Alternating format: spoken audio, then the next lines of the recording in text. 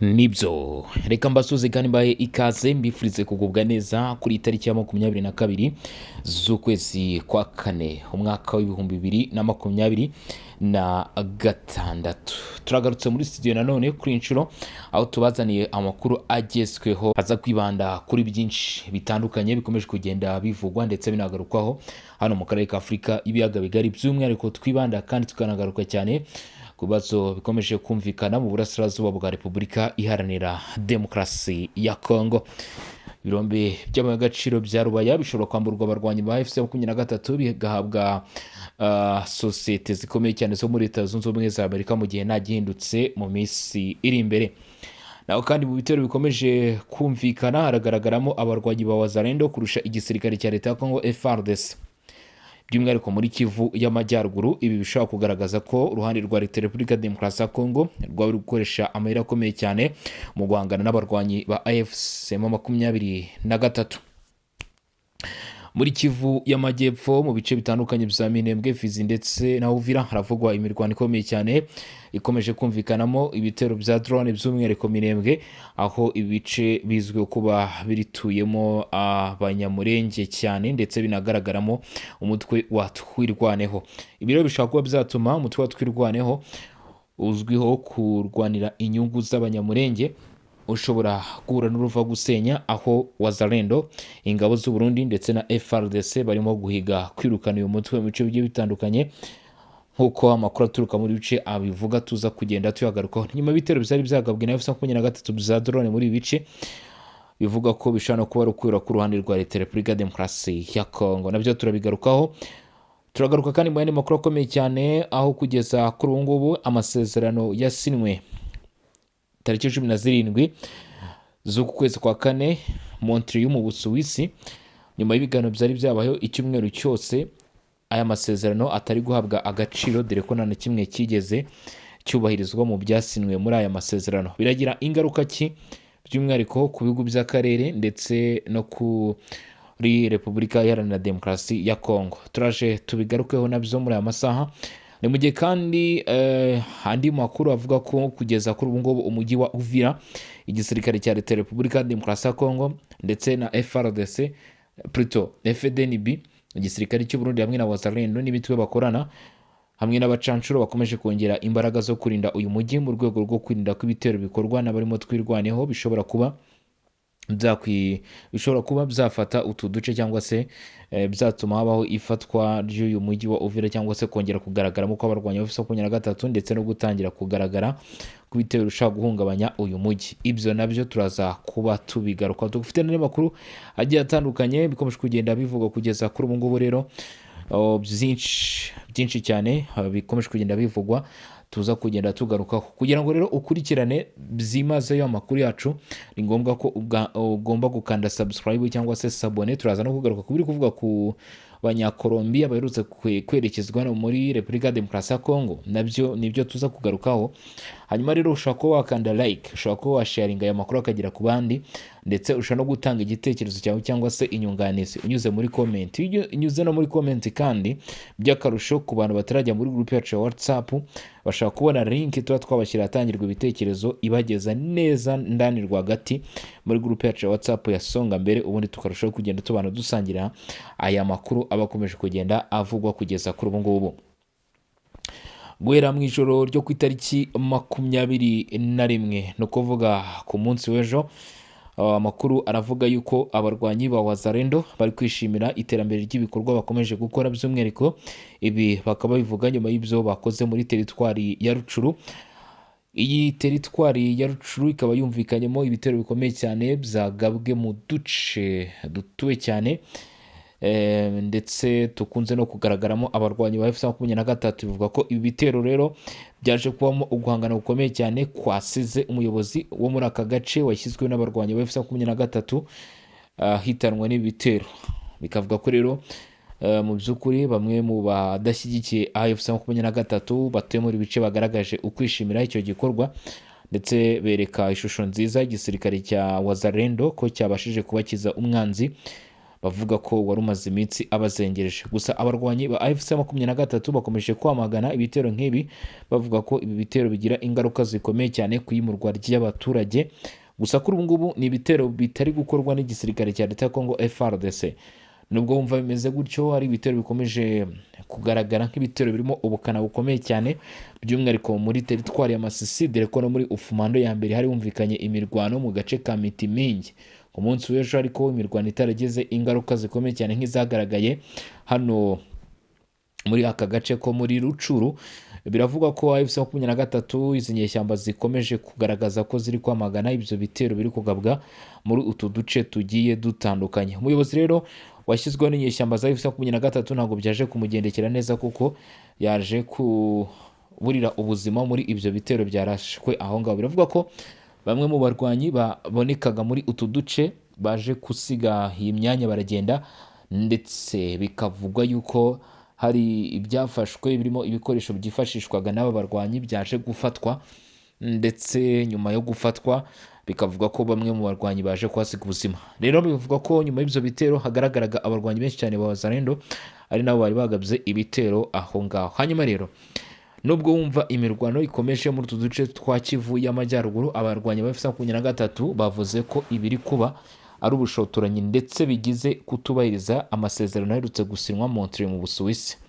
Bishobora no kugaragaza ko kuri ubu ngubu ngo uruhande rwa leta rwaba ruri gukora ibikorwa byo kugaragaza ko ibiganiro bidafite icyo bisobanura. AFC-23 yavuze ko iri kumenyesha abatuye Repubulika ya Demokarasi ya Kongo.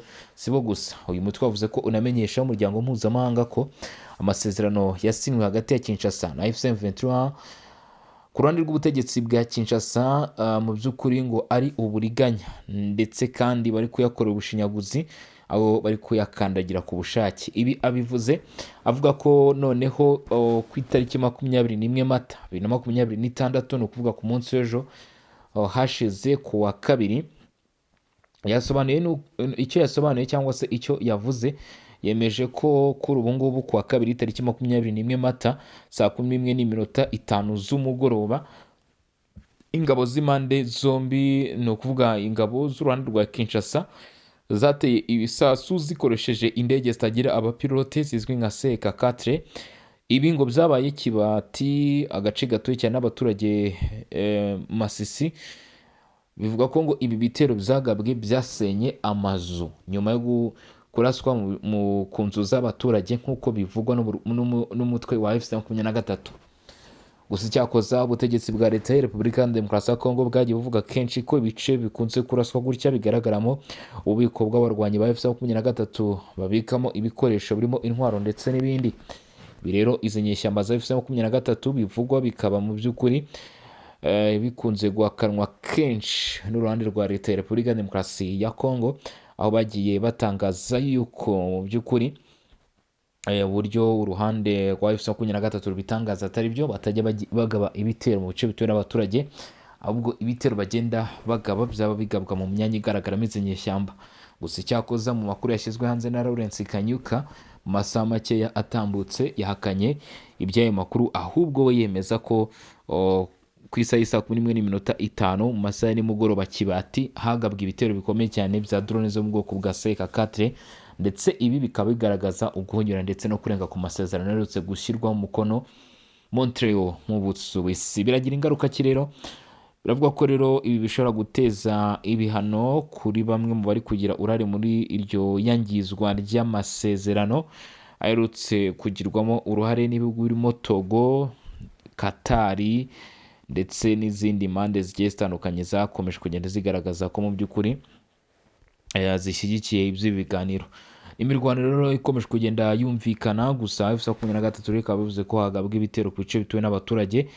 Hanyuma rero ntago ari muri Kivu y'Amajyaruguru honyine gusa hari kumvikana imirwano, ahubwo kugeza kuri ubu ngubu no muri Kivu y'Amajyepfo haravugwa imirwano ikomeye cyane mu duce tugiye dutandukanye. Bivuga ko igisirikare cya leta ya Kongo kiri kongera ibikoresho ndetse n'abarwanyi abita Kipopo, ndetse ngo ibi bikaba ari ibitero bikomeye cyane bishobora kuba biri gutegurwa n'uruhande rw'ingabo z'u Burundi FARDC ndetse na Wazalendo. Reka twerekeze ku biri kuvugwa hano muri Kivu y'Amajyepfo nyuma yo kuva muri Kivu y'Amajyaruguru mu bice birimo Masisi ndetse n'ahandi. Minembwe naho ngo imirwano ikomeje kwiyongera. Umutwe wa 23 ndetse na Twirwaneho bakaba bashinjwa kuva ku itariki 20 ngo hatangiye imirwano hagati y'imitwe yitwaje intwaro ya 23 Twirwa ndetse na Red Tabara, aho bivuga ko imirwano yumvikanye hagati yabo n'ingabo za leta. Nkuko amakuru ava muri bice abivuga ngo ni imirwano ikomeye cyane yumvikanyemo intwaro ziremereye ndetse n'izoroheje, ndetse ibi bikaba bivuga ko byibasiriye cyane ibice bituwe n'abanyamurenge. Binyuze mu muryango Mahoro Peace Association ushyigikiwe n'abanyamurenge ngo baramagana ibikorwa nk'ibi ngibi bikomeje kumvikana mu bice bya Fizi ndetse na Uvira, aho banakoze imyigaragambyo ikomeye cyane. Nk'uko aya makuru abivuga, inshuro nyinshi biravuga ko imirwano nk'iyi ngiyi yakomeje kugenda yumvikana muri utu duce, aho iyi mirwano igaragaza ko muri ibi bice nta mutekano urimo, by'umwihariko hagaragara ubushyamirane hagati y'ingabo za leta ya Repubulika Iharanira Demokarasi ya Kongo ndetse n'uruhande rw'inyeshyamba zo mu mutwe wa M23 ndetse Twirwaneho bagaragara muri ibi bice rero. Hanyuma rero mu yandi makuru akomeje kugenda amenyekana kuri ubu ngubu, abarwanyi ba AFC 23 bashobora kuba bagiye guhombera ku buryo budasanzwe mu mikoranire iri hagati kugeza kuri ubu ngubu na Leta Zunze Ubumwe za Amerika ndetse na Kinshasa. Ibi ngibi rero biraza kugira ingaruka zikomeye cyane kuri aba barwanyi. Ibi rero bikaba bibaye nyuma y'igihe uruhande rwa Leta ya Repubulika Iharanira Demokarasi ya Kongo rutanze ilisite cyangwa se aho rwagejeje inyandiko kuri Leta Zunze Ubumwe za Amerika igaragaza imyanya iki gihugu cyifuza gucukuramo amabuye y'agaciro rero, ariko bigakorwa mu buryo bwiza kandi bw'ubunyamwuga. Mu bice batanze rero hagaragayemo Rubaya, igice gicukurwamo amabuye menshi cyane y'agaciro rwose, ariko kikaba kigenzurwa n'abarwanyi b'umutwe wa M23.